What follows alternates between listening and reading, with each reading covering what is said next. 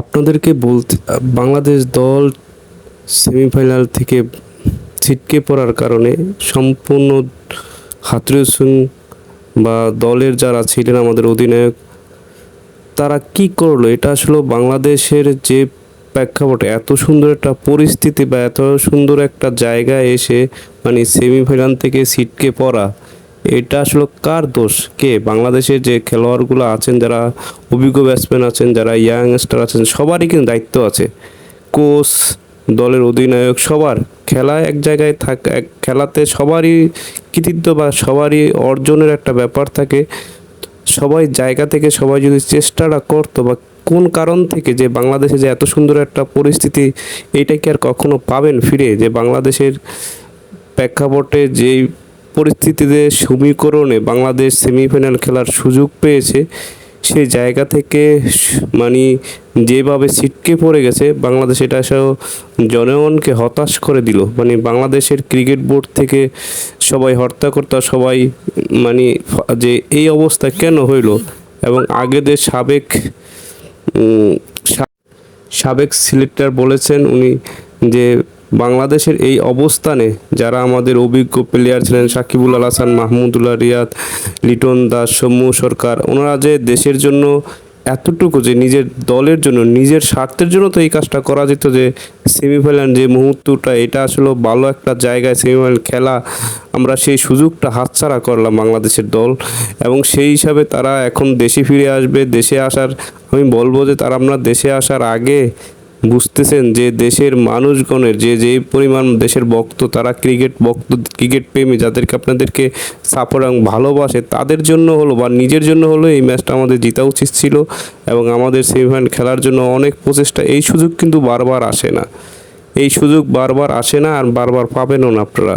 এই সুযোগের কারণে কিন্তু বাংলাদেশে যে পরিমাণ আপনাদের সাপোর্ট করে বাংলাদেশ দলকে, এবং বাংলাদেশের যারা ক্রিকেট ভক্তপ্রেমীরা আছে তারা, এবং বাংলাদেশের যে পরিমাণ মানে আমাদের যে পরিমাণ কি বলবো, এটা আসলে ভাষায় প্রকাশ করার মতো না বাংলাদেশের। আমরা বলি আপনারা যে আসবেন, আসলে ভাই প্লিজ সবাই দোয়া করে। আফগানিস্তান যে অসাধারণ খেলেছে, আফগানিস্তান যে পরিমাণ খেলা দেখাইছে ভাই, আপনারা বিশ্বাস করুন, তারা আনন্দে উল্লাসে নাচতেছে। আফগানিস্তানের প্রেক্ষাপটে যে অবস্থান এসেছে, যেখানে আফগানিস্তান বাদ নিজেরা ধারণা করছে যে আমরা চেষ্টা করবো, আমরা বাদ দল থেকে আমরা সেমিফাইনাল খেলবো না, বাংলাদেশ সেমিফাইনাল খেলবো, সেই জায়গা থেকে আফগানিস্তান জিতে সেমিফাইনাল খেলতেছে। এখানে আবার এখান থেকে আমাদের বিসিবির প্রধান উনি বলছে যে এই কঠোর বিচার হবে। আসলে তারা আসলে এই অবস্থানে আমরা কি করণীয়, আমরা কেন এরকম খারাপ খেলছেন? আসলে অনেক সময় বলা হয় যে খেলা গোল বলের খেলা হইতে পারে, কিন্তু এটা বাংলাদেশের জন্য একটা দুঃখজনক ঘটনা এবং অমায়িক ঘটনা। এটা আমাদের দেশের জন্য একটা এবং আরেক জায়গায় অস্ট্রেলিয়া বলেছে যে বাংলাদেশের ক্রিকেটে আমাদেরকে মানে ওনারা প্রতারিত হয়েছে, ওনারা বলতেছে ক্রিকেটে যে অস্ট্রেলিয়ার দল থেকে যে আমাদের দেশের ওনারা নিজেরাও যাইতে পারলো না, আমাদেরকেও সেভাবে খেলতে দিল না অস্ট্রেলিয়া দলকে। এটা আসলে বিস্ময়কর একটা অবস্থান এসে দাঁড়িয়েছে যে বাংলাদেশের প্রতিটি মানুষ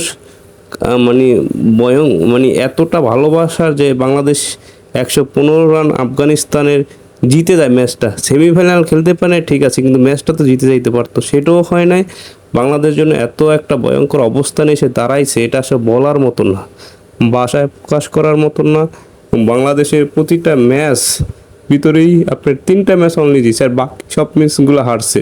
তারপরও সমীকরণে মিলে গিয়ে যে আফগানিস্তানের সাথে যে ম্যাচটা হয়েছিল, এটা আসলে বাংলাদেশের জন্য একটা সামান্য সুযোগ ছিল যে সেমিফাইনাল খেলার।